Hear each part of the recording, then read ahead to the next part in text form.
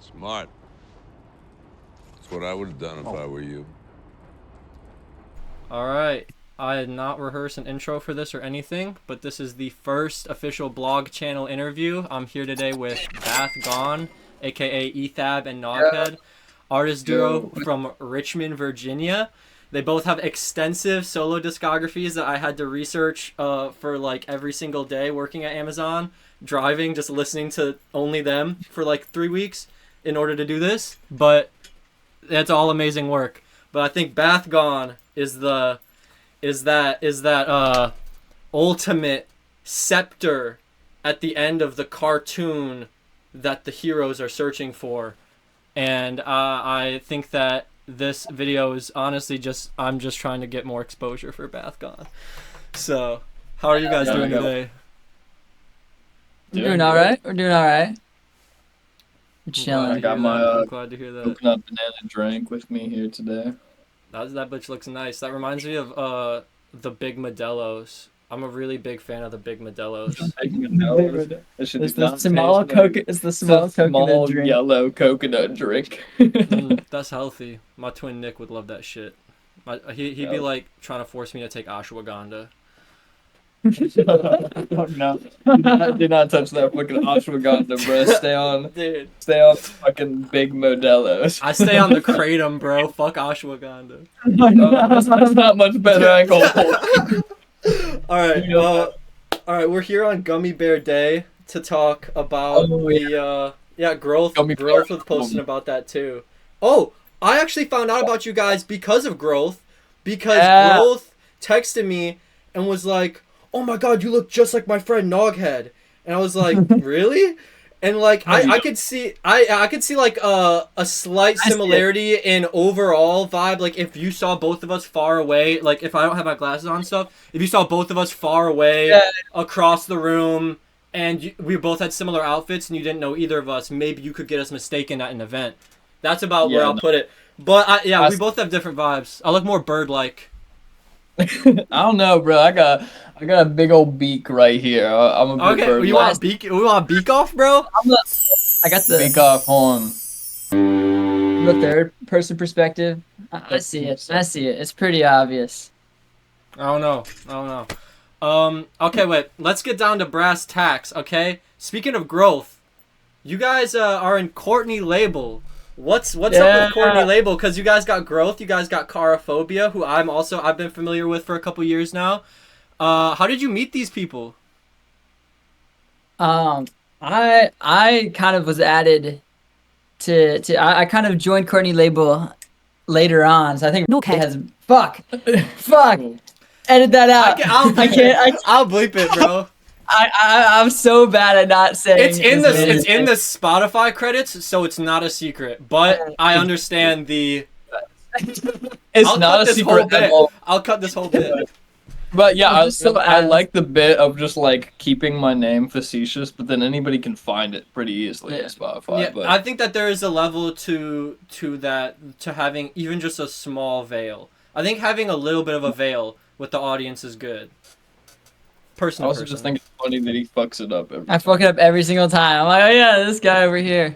But no, Nog has been in there for a lot longer than I have, and I've picked up pieces of the lore, but I really don't really know the origins of it. But I know from my joining on onwards. So originally it was just a group chat for real that we called Deer Ranch, and it was Andrew Snakes, 10 Stars, me.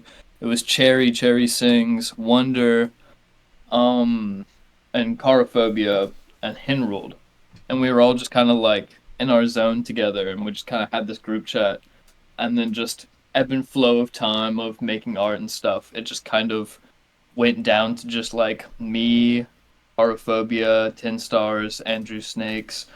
And then at a point I decided to add Growth, which I met Growth through this one. Just in a live. Okay. And I was like, I feel like Growth would live well here. I'm not gonna lie, I thought Ethabbb wouldn't fuck with any of the other people in the group chat. I just didn't think he would like their music. So you thought that it would be good for Thab to have like a comforting soul with him in the chat? I just It's more, I added Growth first without thinking of Ethabbb because I was like, I feel like Growth like is kind of more in the same vein of these people's music. I feel like Ethabbb, and this is no diss to Thab, but Thab doesn't fuck with a lot of other people's music. I mean, I think Like I'm underground artists. I'm like, yeah, I'm more. I don't know. I'm more I don't. I'm not as open to collaborating with people. I think. Right. So I think you saw that. But also, I just remember like I seeing feel your phone similar. one day, and I was like, wait, what the fuck is this group chat? And why is Growth in it? Like, I showed y'all Growth. Like, add me to the shit Yeah. right now. You didn't even know Yeah, about it? I know. I didn't. He just like it was like I just saw your phone one Yeah, day. I was you like, saw why are my you in phone. a group chat with Nothing Growth? led you to that shit. Like I figured you wouldn't want to be in it, Yeah, and so it's funny. obviously, push comes to shove. Courtney Label as a name and kind of as a group is actually 10 Stars idea. So shouts out 10 Stars. 10 Shouts Stars out 10 kind of Stars. fucking like pioneered that shit. Did And then they just also pioneer the visual aesthetic of Courtney Label? no. Nah. They didn't. Okay. I think that's kind of been collective between us. I think that visually most of the grunt work has been like Thab visually with like As of like textures. as like the last like couple months, like since like August. But it's all very mutual. Like all of us kind of have the same aesthetics in mind, or just slightly different versions of the same aesthetics. So Okay. it all kind of just comes together. No one really spelled I out feel what that. the aesthetics were. They just kind of came to be. I kind of feel that I'm in a Detroit-based collective that's just like local called Exit World, and we like do shows and shit like that. And it's a similar thing where like all of our aesthetics line up well enough to where we don't really need anybody to kind of creatively direct it. We do have a friend named Jacob. He does like the craziest art ever, so we usually just be like, "Yo, Jacob, cook up this poster. Yo, Jacob, cook this up." It kind of works out well, but like I feel like when everybody's artistic visions are already pretty well aligned, it makes it a lot easier for like it to not feel forced as an aesthetic. Like it looks good. Like Courtney Label looks how it sounds, I guess, you know? It all fits, all the keys. Nice.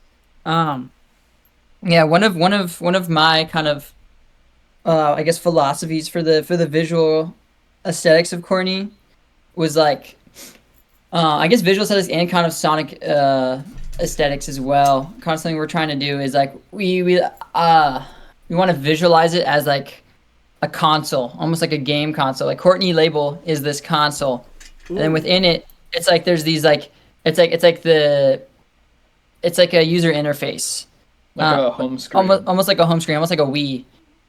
Is how I kind of visualize it, and in each of the boxes, like each of our different sounds are like kind of our overlapping sounds and aesthetics.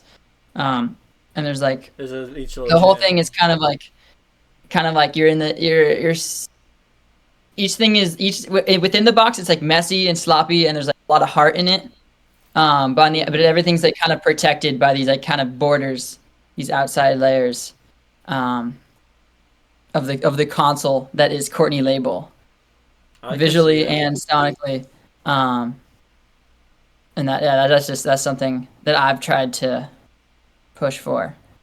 But I think that it's working out so far. It's working out well. It also like it bleeds into your solo material. Like I said, I like actually just listened to everything that you guys have put out a couple of times, and like you can feel the like going back and starting prior and then pushing to the more recent stuff on like listening to you guys. And I listened to a lot more Growth just like naturally, and more Carophobia because I was like, oh, I'm in the vibe. So I've been Courtney pilled. Low key, I'm kind of on the wavelength. But you can like feel like with Bath Gone especially the way that it all kind of like builds into one thing. Like the songs that you guys have with Zelda, for example, it like they feel like a really mature sound and a really interesting fusion. It feels like you guys don't waste collaborations when you guys are doing like the Bath Gone stuff, you know? By no means. yeah. And I actually also- thought... Oh, sorry. Oh, you go. Especially Room Sessions. It's just like having a good time. Yeah, That you know album what I is mean. crazy.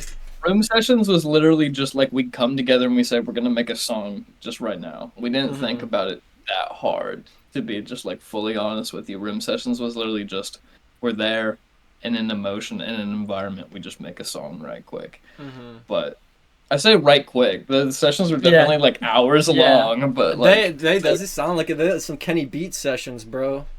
No, yeah, that's kind of that's kind of how I felt. I felt like Kenny Beats. Like yeah, it was at my old apartment last year, and basically everything was like kind of just like room sessions is basically a compilation of stuff we all made together at that old apartment, and yeah, it would be me kind of controlling the, I guess, engineering is a good term. Kind of setting stuff up, and then Nog would be in the corner writing, or like be bouncing creative ideas off each other, and just kind of whoever was in the room could contribute ideas. Right. So do you guys know Zelda in real life? Oh yeah. So these are all real life. Like all the songs. Okay. Like everybody on that project are all people. Wait, that, like, are there other hidden features that I didn't notice? I'm trying to think. Are there? They're not really. There's Jason Derulo. There's Jason Derulo sample. Bro, I used to think he was a football player, bro. For years, for some reason, I thought he was a football player, in that he was white. I thought he was a white football player for years. Jason Derulo, my favorite white football player. Yeah, straight up. But no, Zelda lives in my building and is dating my best. Oh, that's awesome. That's sick. Okay. Zelda's the homie. Yeah. Zelda's verse on Firestar. It's Zelda on Firestar, right? No, bitch, that's me. Whoa! That first verse? Yes, bro. Whoa! I thought that was Zelda, dude. That's crazy. Wait, what? You were low-key snapping crazy, dude. No. Picture perfect. I was like, I got a lot of sides. I don't know how he did that. I was like, wow. I was in the mode that night, so I remember I was shouting at him, and I was like, "Make me sound like a woman, please." Dude, you low-key need to do that more often. Because this actually fits into what I was going to say earlier, which is when I first listened to Room Sessions, there were moments I thought could have been features that were just you guys doing a vocal inflection that I wasn't used to yet. I first listened while mowing my lawn. It took like an hour and a half, and I just let it loop the whole time until like the last bit, and I was like, I'm gonna listen to 80 Million Shiny Stones. But before that, it was just Room Sessions for like an hour. And I was convinced that Ethabb's verse on Gray Stripe was a different person. Like, I was like convinced, dude. Like, I was like, I don't know, is that somebody else? And then I started listening to more of your solo stuff, and I was like, no, that's just definitely him. But, like, man, like, your guys' vocal versatility is crazy. I love, Nog, your, like, singing versatility. Like, your song, I'd Feel Pretty, dude, your singing on that is so good. It's so strange. That's why signatures, I like to get weird in, like, a lower register. And it's weird because other than my song Catharsis, I never really go a higher register in my solo music. But in both, like, Set Me on Fire and Gray Stripe, I'm doing that really, like, that falsetto, like, in my head voice completely. I did not do that shit until both those times, like, ever. Yeah. I think just when we come together, we start getting weird and versatile. We kind of push our barriers a little more. I think Set Me on Fire is actually a really good show of, like, all of the stuff we're talking about right now. Like, that song, it's a great ending, and it's like, it feels like everything kind of put together all into one. The way you guys are, like, flowing on it is beautiful too. I love the jump scare before it as well. All the transitions on that album are, like, amazing. All of the interludes and stuff, they're, like, pleasing to listen to. Like, I've had a couple of them show up in the playlist before, and just it's so nice to just hear it randomly play. Like, I don't know, it's just it's very satisfying. I'm glad you like the interludes, because I was like, oh my god, you were on the fence about them. Oh yeah, really? I mean, I kind of, a lot of them are like, we were rushing to complete that whole album because we were trying to get out like before Halloween, because it's kind of Halloween theme. Yeah, let it be known, Dr. Bones was made in like a month. Yeah, like maybe a couple days, a month. Yeah, I'd say about like a month. Like, we started a little before we dropped Room Sessions, I think. Yeah. And then yeah, It might have been a little after, actually. I'm not sure. I think it was a bit before. The concept for it was definitely like a month Oh before. yeah, definitely the concept. We had a couple like weird songs, and then we're like kind of realized like there's these recurring themes and characters, and they're like, wait, we gotta. I wanted to ask about that. So okay, Luna Aubrey, is she the one who you kill on Fallen Angel, or is it so like it feels like the concepts and themes of Dr. Bones' Color Lab, they're like they're not subtle. You know, they're not subtle, but they're not mandatory to your listening experience to the point where the album crutches on them and you like have to be interacting with it and thinking about it the whole time. Like you could just not even focus on it and just be like, these songs are nuts. But like there's like a story there. There's like Dr. Bones is doing his thing, and there's this does he want this girl? Is Dr. Bones the one who wants her that bad? Well, to answer your question first, you are right that Luna Aubrey Brooks is the one who was killed in Fallen Angel. So you got that part right. Okay. Let's go. So hell yeah, that's definitive. Cool. I like seeing people pay attention to the story like that. Because I like, and I said this on my story. I don't like to talk about like too much because I like people to kind of put their pieces together. But when somebody kind of hits the nail on the head, I don't want to be. I don't want to be like maybe. I want to be like yeah, you got it. You know? So does that have any connection to Ooh, bro, wait. There's no way. I've been obsessed with this album. How am I forgetting the song title right now? It's one. Dude, I don't even know the song titles. For Ashes to Ashes.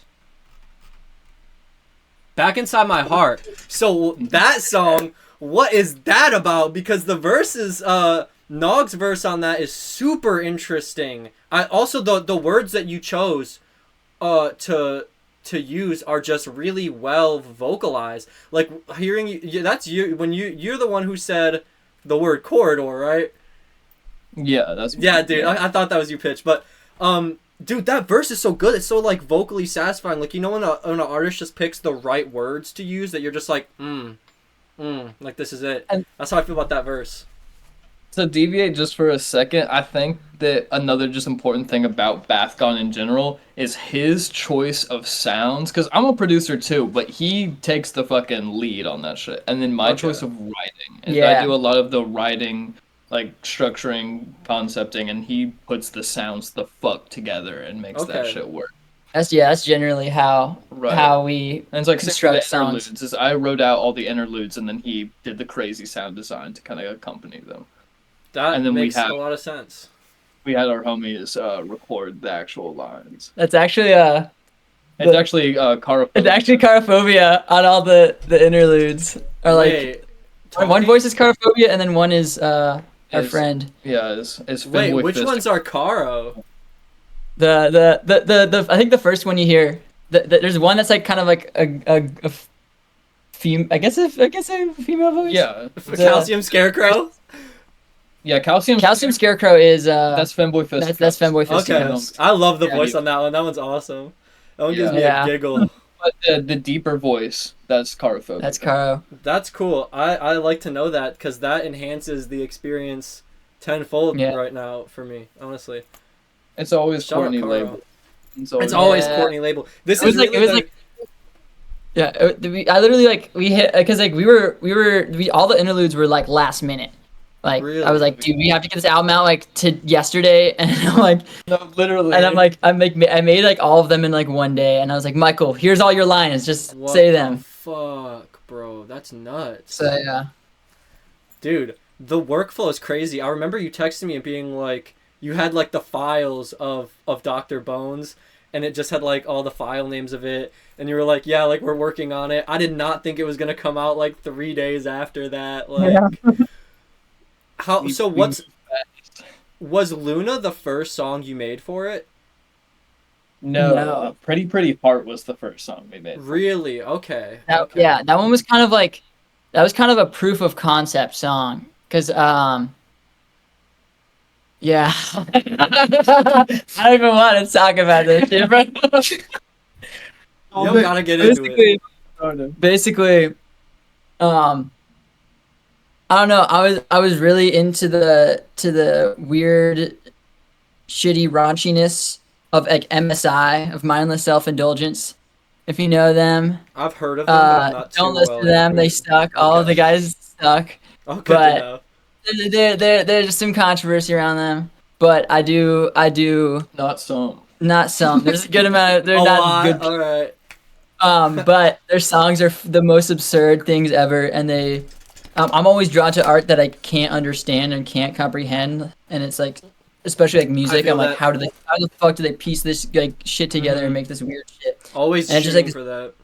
it's so odd, and I was kind of like Pretty Heart was like me first attempting to kind of like make an MSI type beat, and kind of we pulled it off, and I was like, I know Riley has the craziest like Riley has like the like I love flow. when that happens. I was like, this is perfect, and it came out like just like so nicely, and I was like, all right, we have to do like more of this. Okay. I'm a big fan of the like thumpy bass beat that it kind of switches to around halfway through. Yeah. That part fucks in the Amazon trucks, dude. You don't even know. That should be Let's thumping. go. Like, I also think that Pretty Heart's like it's kind of nice knowing that that was the first one made because it works good as an intro to the album. It kind of like has a lot of swag, you know? It's a swaggy intro, but it has that angst to it that I feel like's present on later songs in the project. To where like listening to Room Sessions first, Pretty Heart, the like energy of it overall wasn't like shocking, but the production style was. Like I didn't think it was gonna be like a rock song, you know, but it had that bath gone familiarity, that swag I had expected, you know. There is so much like rock and grunge influence all over Dr. Bones. It's very, very strange. You But guys, it's freaking awesome. I think you guys kind of remind me of Ween in a way. The way that you guys kind of work in and out of stuff. Okay. That's I love Ween. I just love the concept of just like fucking every album just as starkly fucking. What's this one Yeah. gonna be, dude? What's their green album again? The Mollusk. I was listening to that with my roommate one time driving around. We were like, oh, you know, Ocean Man's on this, and I like their song Buckingham Green. So I was like, let's give this album a listen. That shit gave me dread. What'd you say? I said I'm waving my dick in the wind. Wind. That song's good. But that album that feels like oddly scary. But then like you listen to a lot of Ween's other stuff and like it's a different like the mixing is different. The like production style is different. What the topic is different. I love that shit. This is turning into a Ween interview. You might have to tap in. You would love their vocal work is crazy. It's like literally two guys, but over the course of all their albums, you would have thought that they had a rotating cast of like dozens of vocalists because they're just like they have a country album called like I think it's 12 Great Country Hits or something like that. It's literally one of my favorite albums ever. But then they have like albums that are like I don't know, like a little bit grungier, albums that are a little bit indier. Like they just kind of range in this huge thing of like sometimes slightly electronic, but not. They don't usually go too far in that direction. At least the ones I've heard. But it's just like it's top tier music, and I think that people write them off because of Ocean Man. For better or for worse, that song's way too big. Yeah, I have done that. I'm one of those people, I guess. You can't let it stop you, bro. That album that it's from is crazy. That song stands out like a sore thumb. All right, I might have to. Yeah, it's good. It's good. All right. So back into some of the other stuff we were talking about. Dr. Bones Color Lab. So do you guys just have the toy of it lying around, and you were like, I need to make this into an album? How did the conversation even come up? We I don't remember what all we were doing that day. I think that might have been the day we were getting my bike. But we literally were just walking around Richmond trying to fucking think of a name because we realized we're going to drop Room Sessions. We realized we're going to have like a new just like duo account. We're going to make a duo account. We were trying to figure out a name and we were just shooting shit back and forth, bouncing from each other. And I remember we were down here, like we had gotten back to yours and we were sitting down and he said Dr. Bones Color Lab. It's like what the fuck is that? That sounds awesome. And he's like, bro, it's a Hot Wheels toy. You ain't never seen that shit? And like pulled it up, and I was like, that's cool. And I said, we should call an album that sometime. And he was like, yeah. And then, you know, nothing. That's Went to the notes app. Went to the notes app, nothing more, and then just like A month later, we just started making them. We're like, this is Dr. Bones. Yeah, like, this is what it is. That's crazy. You kind of, Was room sessions completely separate? Wait, what? Sorry. Was room sessions just separate from all that? Yeah, pretty much. Yeah, room sessions. Room sessions was in like April. Yeah. Oh damn! So it's just Yeah, I pretty much just sitting on it. I was actually like, I was reluctant to even put it out. I was like, because I was basically all summer I was working Stone back home, and basically making a completely new kind of music for me, and like really experimenting in this lane, and then like, yo, fuck, Noghevd is like, yo, yo, let's he's like, yo, let's put out room sessions, and then room sessions coming out, like everyone's like messaging me about room sessions, and I'm we teased it to enough people. Yeah, it was like, wanted. Yeah, people wanted it. And then I was up his ass, like, yo, put that shit, we gotta put that shit. And I was like, I was kind of looking back at it, and I was like, it's okay. And then I went and like mastered it, and like found all the files, because like there was songs we scrapped. There's like, there's like 3 or 4 songs we scrapped. Okay. Maybe not 3, but there's enough songs that we scrapped. At least 2. At least 2 songs, yeah, that we like scrapped, and I was like, it's not the best project. And then I mastered everything. We kind of cut it down to what it is now, and I was like, all right, wait. I remember these are pretty fucking cool. Specifically being in here and listening to a lot like me on your speakers in this setup. We hadn't like listened to room sessions together since. And I remember you put on a lot like me, and we were both. Like, yo, wait, dude, wait a minute. There might be something. That song, like the beginning of that shit, the build into the drop of it is so satisfying. It just feels like this sounds almost dismissive, because there's probably better words to pick right now I can't think of, but it just feels like good music, bro. Like those keys, you know, and then like it takes forever to drop. I did the keys on Lot Like Me too, and that's the other thing I love about room sessions. Right quick is that I love how many accidents just made it on, like went forward, like on 2 Burn. I'm drunk as fuck. That makes so much sense. That makes so much sense, like, bro. I'm blurring my words and I'm just like saying shit. You know, at the beginning, all my intros, I always do an intro before I rap every time, no matter where I am. He doesn't cut them, so they just remain. They just are in there.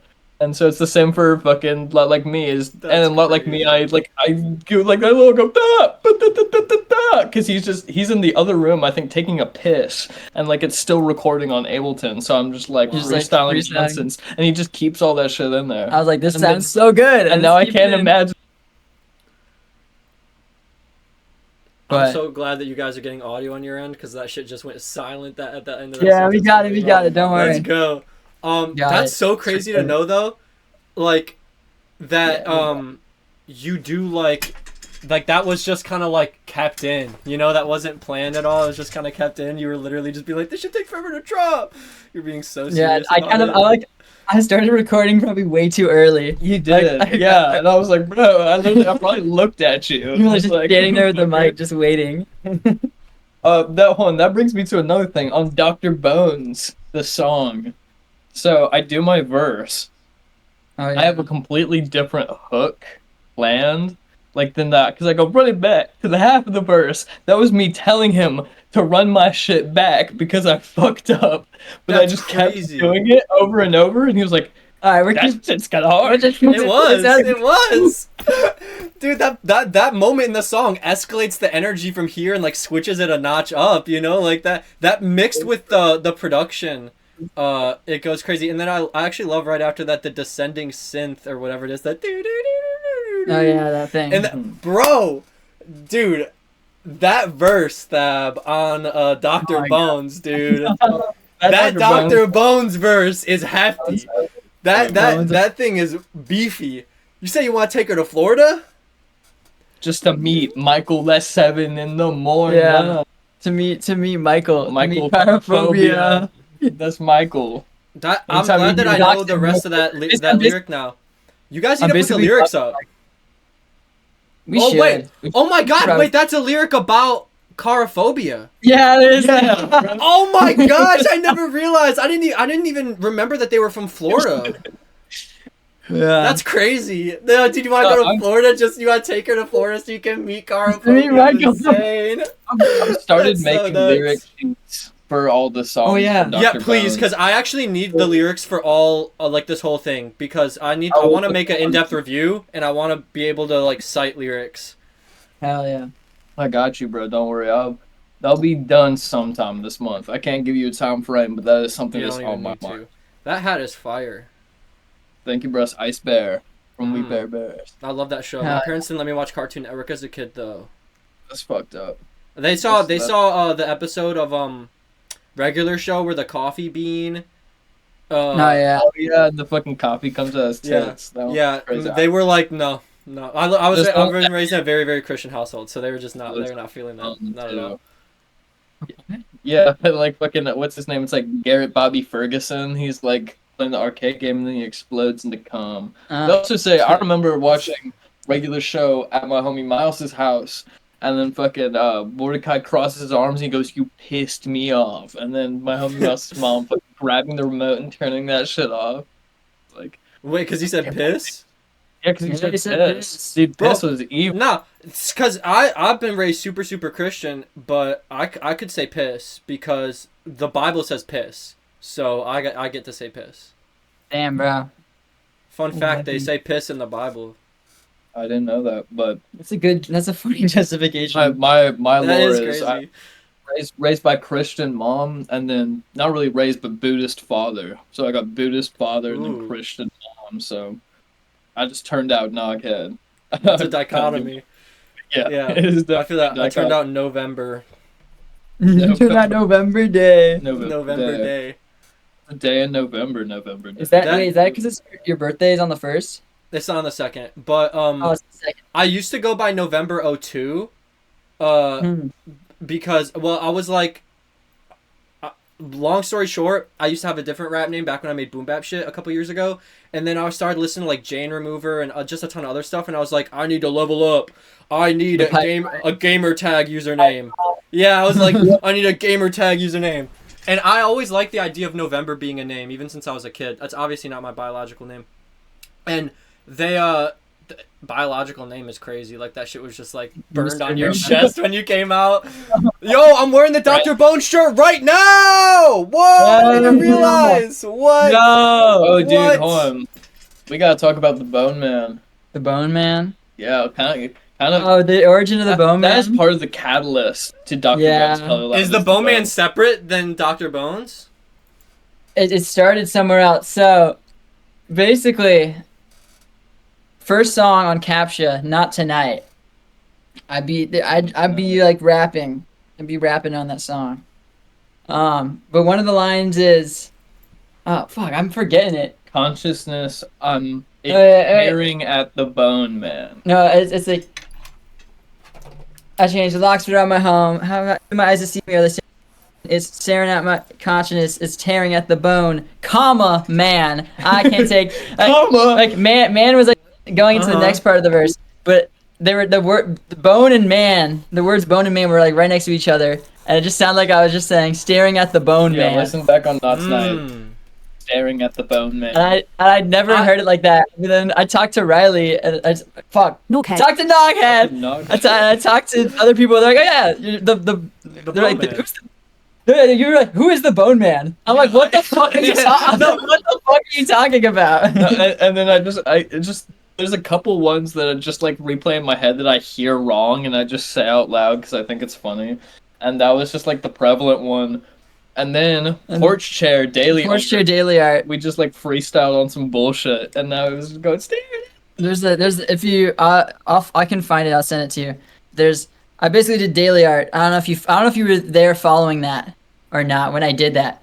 Basically I did. I kept up with it. You had to do the whole recap of the daily art too. You were like, dude, I missed all these days, and you should elaborate on a lot of those and make them bigger projects, in my opinion.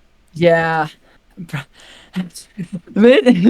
If basically daily art daily art is like I wanted to do it for the whole year. I just got so burnt out when I can't do this anymore. So I guess I just have other creative things I want to do. I felt like it was holding me back, and that's never good.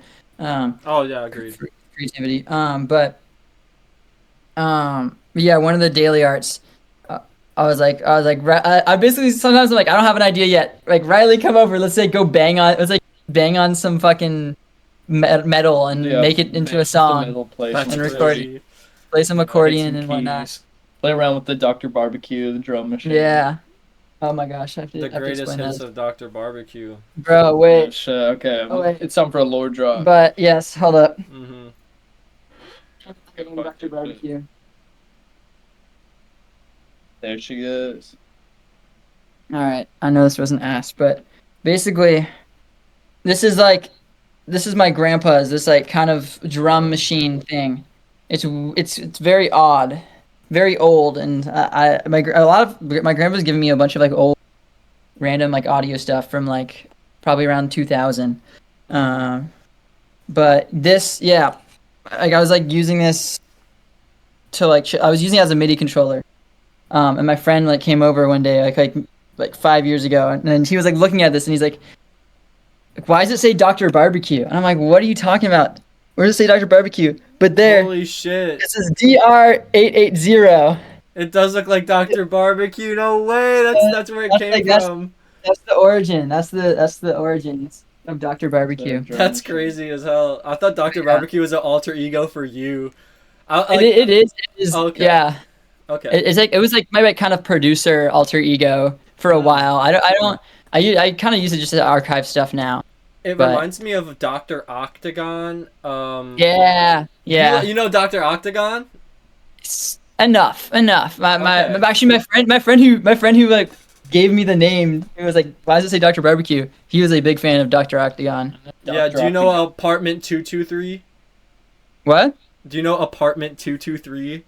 I don't, unfortunately. That's a crazy song. I believe it's by he describes murder in the most immensely and no, this is by Dr. Octagon's alternate account, Dr. Doom. You know that cover art that's like famously horrible where this guy's holding like this big burger with a cockroach in it and shit? It's that album. It has amazing boom bap music and he like raps about murder and like food and other stuff. Like if you like MF Doom type shit, it's like it's that good. It's really good. Yeah. Okay. I wanted to do a bit of a lightning round of some questions. It's provably true that you guys are pretty close. So I wanted to see if we could like test those bounds a little bit. Alright. I would like Thab to guess Nog's least favorite sandwich. Any. That's correct. I'm allergic to bread. Whoa! That's crazy. I mean, like, I feel I am apologetic. It's all good, bro. That's just how I do it. I can get the bread, I just can't eat it. I guess. I'm not gonna lie. Bread. It's a good habit. Okay. Okay, hold on. If it was gluten-free sandwich, what would be my least favorite? I guess we're gonna have to make. Oh God! I don't know shit about you.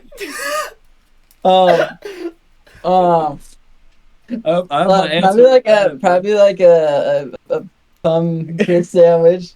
I was gonna say evil sandwich. No, that one or that. Oh no, what's it? Poison sandwich. Yeah, poison sandwich. That's definitely crazy. The poison sandwich. It's close enough. He got it. I'd say poison sandwich is a solid answer. That friendship levels retained. Well, there you go. So now I need Nog to guess Thab's favorite toy. Thab's favorite toy. Shit. Does the guitar count? No, it's gotta be like something I would have owned when I was 6. I feel like the answer is around you. Answer is around me. So, oh shit, dude. Okay, the fucking Sing-a-Maling. Yeah. Sing-a-Maling is Thab's favorite toy, bitch. What is that? Oh, that thing is so hard, dude. That thing is so hard. Whoa! Whoa! That's awesome. That's so sick. I love him. Where did that come from? Like, actually, I never like thought about the fact that that thing was real. Like, I knew it, but I didn't think about it. You know? Yeah, no, it's my guy. It's my singer. Like, my brother found it. Like, our neighbors have like this table back home, and it's like the free table, and people just put like random shit for free, and the people in the neighborhood can grab it. And one day my brother just comes home and like hands me this, and then, oh yeah, I found this on the free table, and I was like, this thing is so odd, and now it's use it on covers of songs forever. So where did the Nog head come from then? It's made of clay. It's something I made of clay because I do like claymation, like clay modeling, and so I just kind of. It's supposed to be like a balloon that's decorated like a clown made of clay. It gives. Just kind of my little mascot. Look, I call him the Polymer Jester. That's hard as hell. Dr. Bones versus the Polymer Jester 3? No, that sounds like a RXK Nephew song title, dude. You guys listen to Neff? Yo, bro. Of course. Wait, I got probably dirty, but I have a shirt.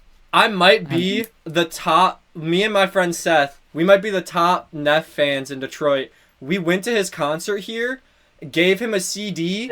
And he slapped. Dude, this was so Neff. I go to pass it to him. I go, Neff. Also, wait, even before this, he goes, what y'all want to hear? I went, Beam on your toes. And then he made his engineer download it and rip it and put it on his computer. He was like yelling at him, like, hurry up. And the dude was like, I don't have it. I did that to him. But I go to give him the CD. He smacks it out of my hand. It explodes on the thing. And then I literally laughed. I went, I made that for you. He picks it back up and puts it back together.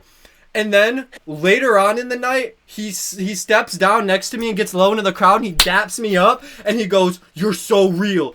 He says, what does he say? He said, Crack Rock Records is looking to sign people. I will keep in contact.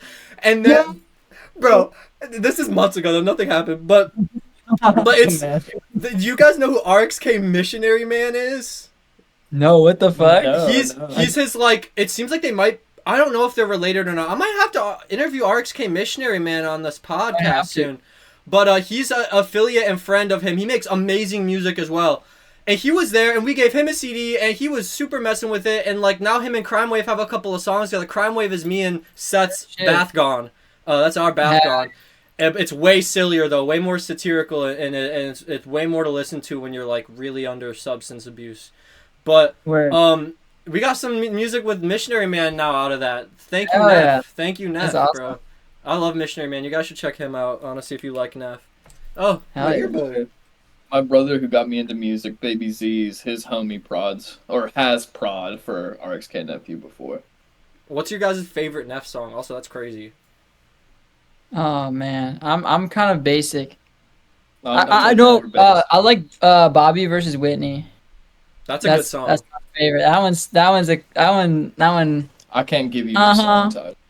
Can I drive by your house? Girl, can I drive by your house? Girl, dude, he hits it nuts. The back of the top, pull it out. Girl, it's so good. Girl, that shit had me moving crazy. Literally. Like, but I love Feel Good. It's the song he has featuring DJ Smokey, and he's just the beat feels like moving like this in a washing machine. Like it just kind of makes me like, I don't know, DJ Smokey snap. All right, I'm glad you guys are tapped in on Neff though. Hell yeah. Of course. What other, besides RXK Nephew, what other direct influences would you guys say that Bath Gone has? Because a lot of them are like slightly tangible. Like I could pick up a bit of JPEG sometimes, obviously. Like even in your solo music, D. Vincent is an amazing song. There's like a little bit of a JPEG thing going there too, but dude, that song is crazy. Definitely for my production. I lead the way, I think, for Bath Gone production, and just for my own production, it's hard to not have JPEG Mafia just in my DNA as a producer, because I've just been listening to him. And the same with my kind of I've been listening to him, and just like I've just kind of learned everything I know about it, kind of listening to his music. Like a lot of like what I've learned is just from listening to his weird shit and where I place things and how I work with the drums. The drums. Yeah, the very drums inspired by- especially. The ones Yeah. on is it Small Committal? The drums that come in after the build up of vocals on Small Committal are super JPEG like, as well as some of the ones on that album in general. I think that there's a little bit more JPEG on Room Sessions. I think that there's a little bit more like synthwave Crystal Castles on Dr. Bones. There's still a bit of JPEG, but not nearly as much. Yeah, on the working title for what's even the name of the song? Middle of the Earth. The working title for that was like just Crystal Castles, because I just made it literally. It sounds like it, yeah. I fucking hated that song. I still kind of don't like it. But I had to bring it out with the ashes. He saw it for like, I guess, kind of what it was. Like I couldn't place myself in the listener's shoes, as well. But I mean, to me it just felt like, for my having constructed the beat, I was like, dang, this feels empty. It feels like an empty beat, and it feels like just a Crystal Castles. This is also like the drums are like from a Crystal Castles like drum pack thing. Only if you know that stuff about the music you make does it hit. Yeah, like I definitely have moments like that in my music where it's like something that only I would know might affect the way I hear this sound, but they don't know that's how I got it, so it's fine. Yeah, but yeah. And I would say. Oh, sorry. No, I like, I don't know. I guess I struggle with like that with a lot of my sounds. Like I never want someone to be able to hear how I made something, or like I don't like my production like feeling see-through. So like I have to like not be able to figure out how I even made it. Basically, no, that's to, like, real. Enjoy it. That's real. I kind of see that. I kind of see that. That's real. Yeah, and I feel like there are a lot of moments where I can't even tell how you did certain shit, especially on Dr. Bones. Also, this is separate but related. The synths on that album are like just still so nuts. Have you ever played Sonic Heroes? I have not. Nope. It's like a GameCube PS2 era Sonic game. They were like, a lot of Dr. Bones production reminds me so much of like the soundtrack to that game. And like, if you just took the vocals off, it feels like a Sonic Heroes level sometimes. Like the Dr. Bones synths are insane. It's very like Sonic like. Oh my god! Wait, Dr. Bones the song. It's working. That it was that one was like Machine Girl. The working title for Dr. Bones the song was just Machine Girl, because I thought that beginning part kind of sounded. I can see the Machine Girl kind of like, they take like a kind of like a weird sample chop and then they play it up and down the keys. Forgot what that sample was until just now. I know, right? I was about to say. So it's hilarious. The sample for that, the like kind of like the do do do. It's like this weird like kind of almost like voice airy thing. That's being chopped up. That's Invisible Beef. That's like I took Invisible Beef. So crazy. Zelda on Invisible Beef. It's one of the parts where it's like Invisible Beef. It's probably in the Bull. Ooh. It probably is. No, it probably is. Yeah, because like the bass kind of slides up. Yeah, it has that like. Whoop, whoop, yeah, it probably is in the Bull. Dude, that's actually crack, dude. That's insane. No, just sample yourself and true. I've turned whole other songs I've made into just like a noise segment in like another song. Just like, let me just see what I do with this. What you gotta do? Yeah, shit's awesome. It's cool to know that there was self-sampling on there. Is there other like sample usage much at all, or is it mostly just like self-instrumentation or self-sampling? I guess across Dr. Bones or across like all of Bathgone. I mean, whichever you feel like disclosing. Across all of Bathgone, yeah. Across Dr. Bones, not as much. Really. It's a lot more like building stuff up. It's like it's live drums, guitar, less live bass, a lot more just like recorded bass. Like most of the samples come in the chops.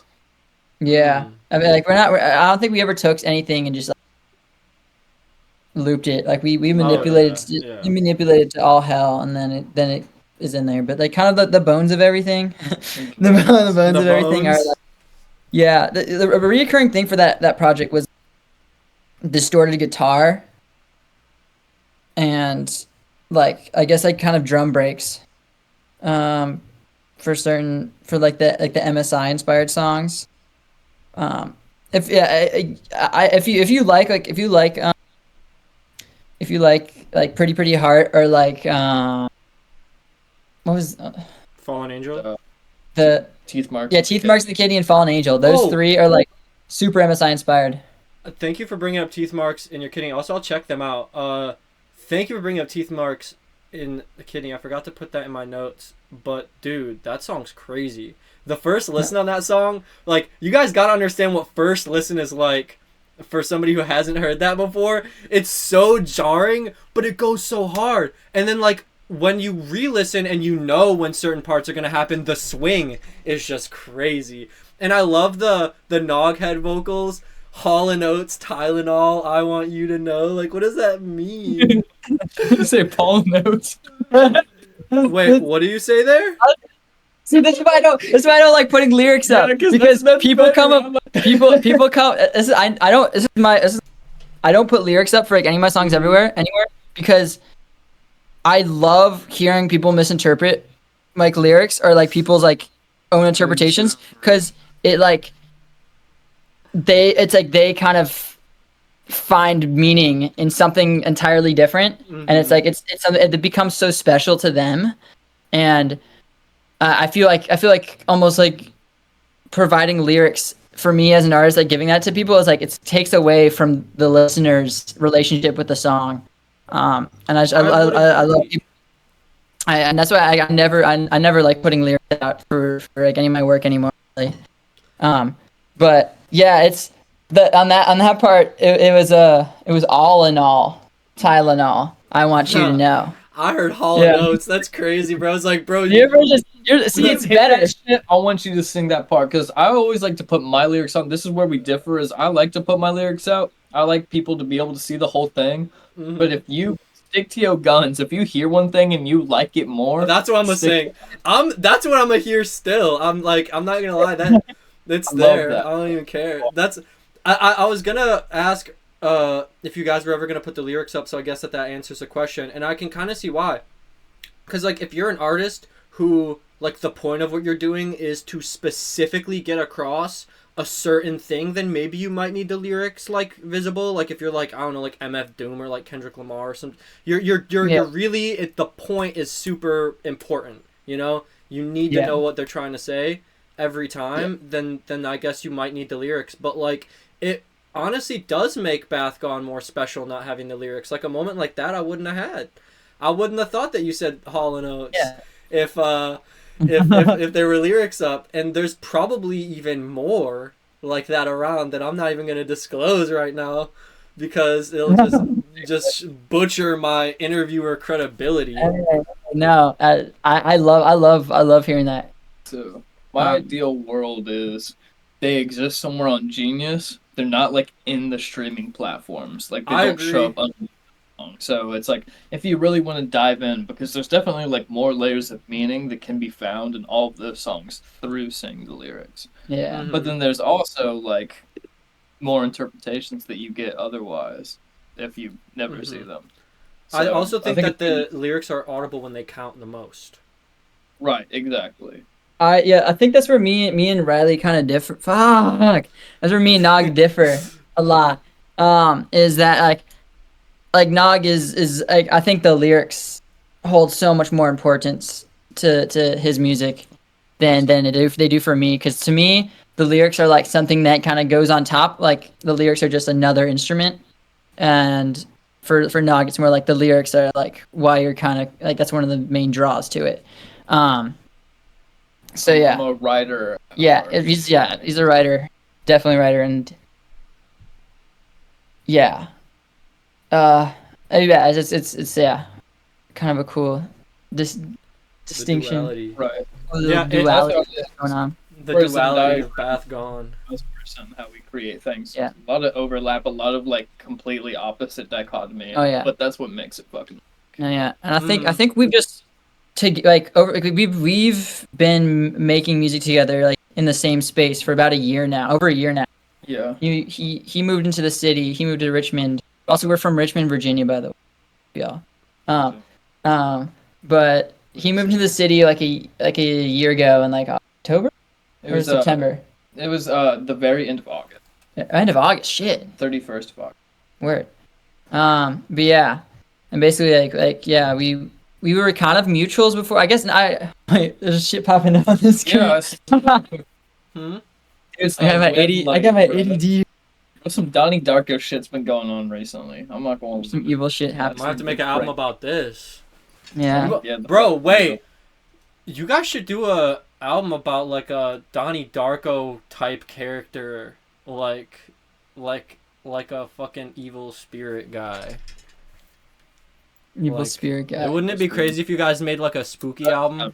Dr. Bones is kind of an evil spirit, though. That's why I was joking. I was kind of doing a bit at that, but I'm really bad at it because I have autism. So sometimes it sounds like I'm being like so serious, and then like I have to almost try to make the joke reveal itself because I'm like, wait, I didn't try hard enough. You're good. Yeah. But shit. Well, what's next for Bath Gone? I think we're about to be wrapping up here pretty soon. So what can we expect next from you guys?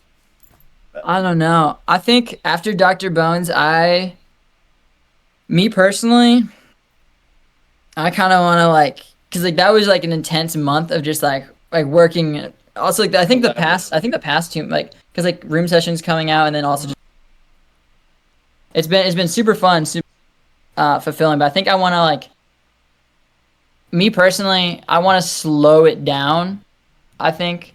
I'm trying to, for some reason, since I stopped doing the daily art, I made it a thing for myself where I'm going to put out a project every month, until the end of the year to make up for not having daily art. And so I've been keeping to that.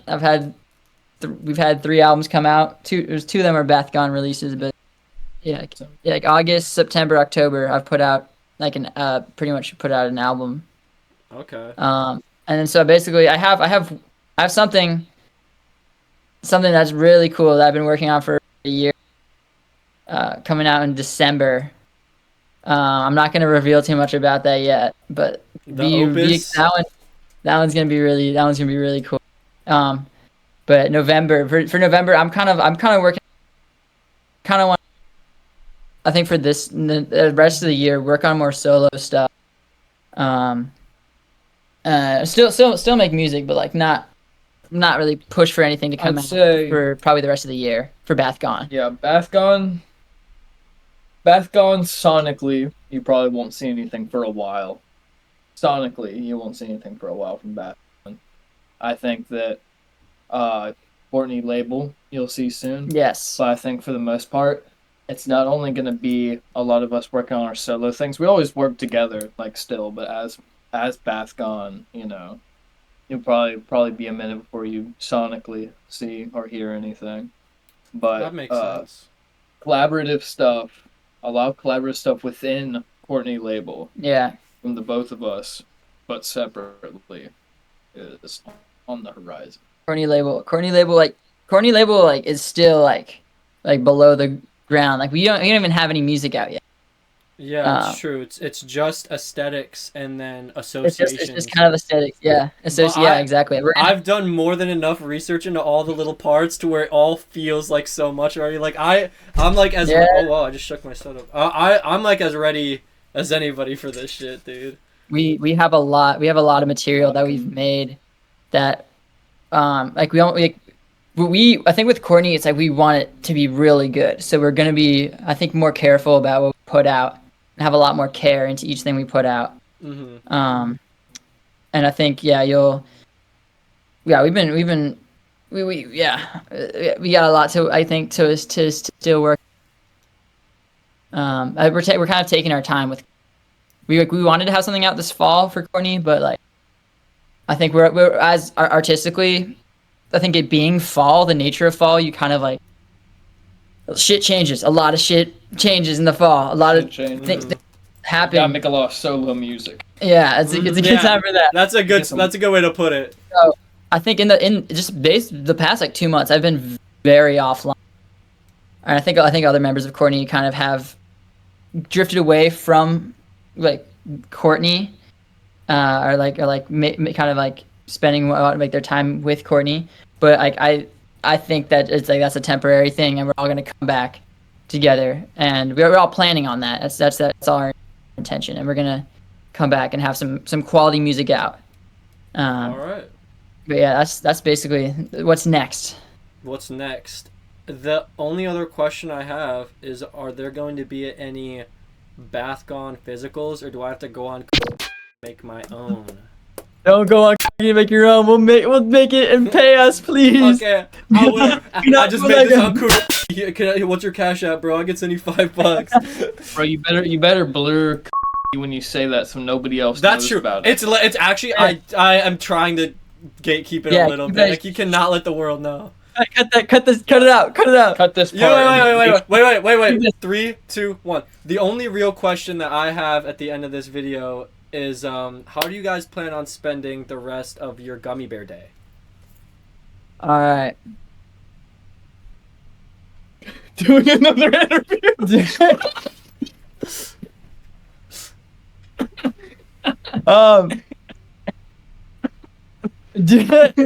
Doing another interview, bro. You guys are doing 2 today? Yeah, scheduled today. Yeah. No way! We're in high demand.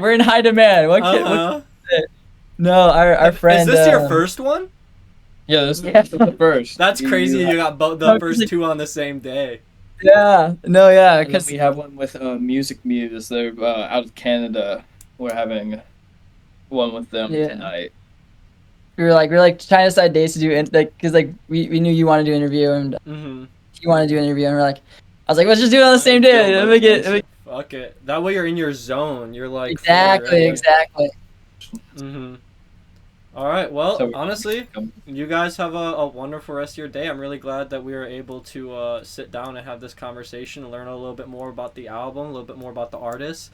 Hoping anybody who watches this, God forbid nobody sees this, I need people to listen to Bathgone. I need people to listen to room sessions. I need people to go back into the solo discographies. They gotta be listening to I Need My Time, bro. They gotta be listening to some I'd Feel Pretty. They gotta get on this. Cause it feels like I'm a crazy man walking through the streets of Detroit screaming about something called Bathgone, like I'm smelly or something, and they don't even know what it means. And I just need everybody to already know. Awesome, bro. We appreciate it. Yes. Thank you so much. You spreading us around. Yes. It means a lot to us. Thank Just you. fucking getting the word out, man. Your support. I love seeing how much you invest into Courtney and shit. Yeah. Man. Really. Courtney came to me, bro. I already knew about Caro for way too long, and then I met Growth maybe maybe a little less than a year ago. I dropped an album and I met like a bunch of people right after. So it was like probably around then. And it's like almost like I watched it happen without watching it happen. You know what I mean? Like I just knew a couple of people who were in it and I was like, oh, what's going on here? I'm glad that the roots led me here. Hell yeah. Hell yeah, dude. All right, you guys. Thank you so much. Thank you so much for You guys having us. Thanks. Have a wonderful day, twin. And Yeah. other twins. You too. There's more of a twin than me, but. Oh, that's true. Yeah. Oh, you guys are flipped on my monitor. Same thing. All right. Peace out. All right. Peace. Thank you. Bye.